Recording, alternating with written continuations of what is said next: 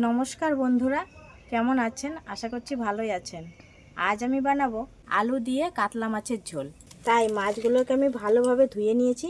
এখন নুন আর হলুদ মাখিয়ে নেব।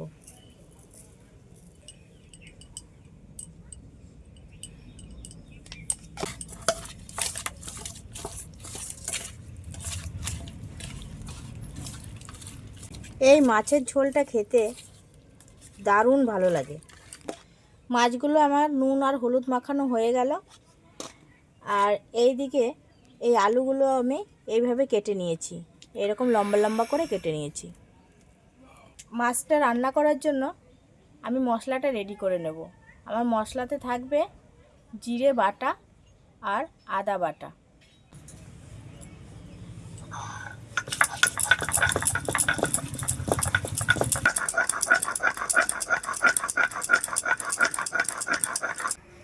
আমি কড়াই বসিয়ে দিয়েছি, এবার মাছটা ভেজে নিচ্ছি।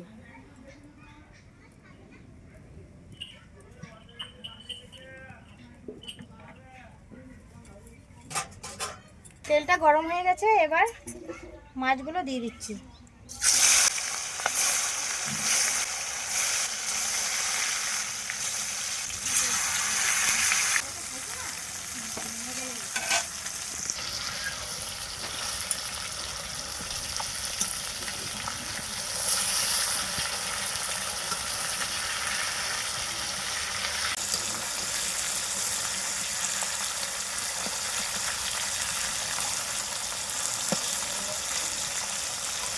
মাছগুলো আমি লাল লাল করে ভেজে নিয়েছি, এখন তুলে নিচ্ছি।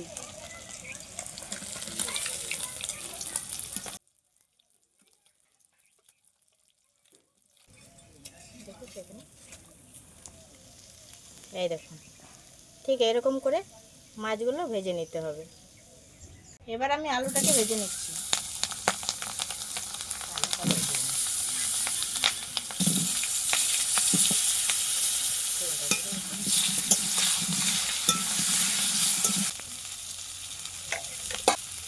দিয়ে দিলাম নুন, এবার দেবো সামান্য হলুদ,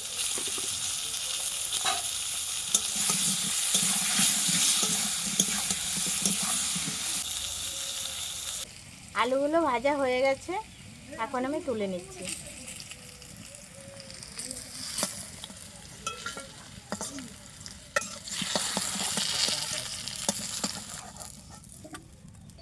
এবার কড়াইতে তেল দিয়ে আমি মশলাটা কষিয়ে নিচ্ছি। আর ফোড়নে দিয়ে দিচ্ছি একটু জিরে, একটি তেজপাতা আর শুকনো লঙ্কা দুটি, গোটা গরম মশলা।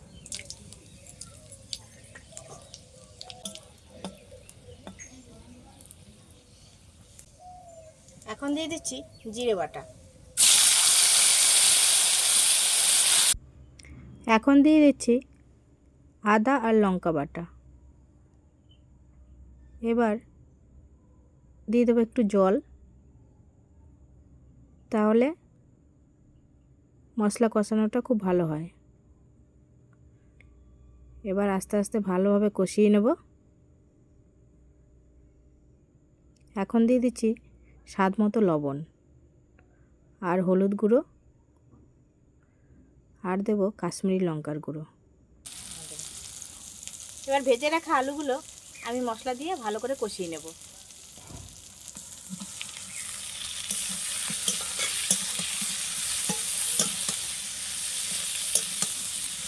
একটি কেটে রাখা টমেটো দিয়ে দিচ্ছি।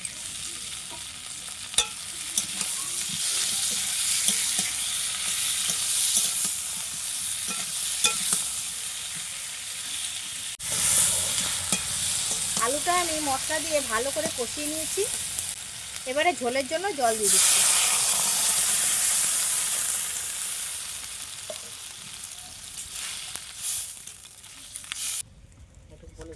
এবার ঝোলটা ভালো মতন ফুটে গেলে মাছগুলোকে আমি ছেড়ে দেব।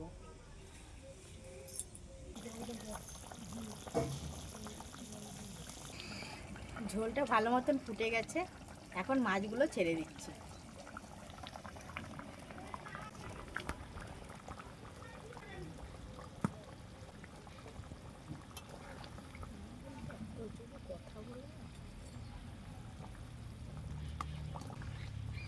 মাছটা দেওয়ার পরে 2 মিনিটের মতন আমি ফোটাবো,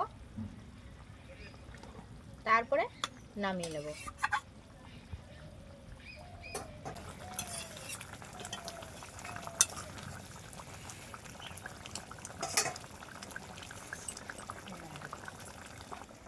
মাছের ঝোলটা আমার হয়ে গেছে, এখন আমি নামিয়ে নিচ্ছি।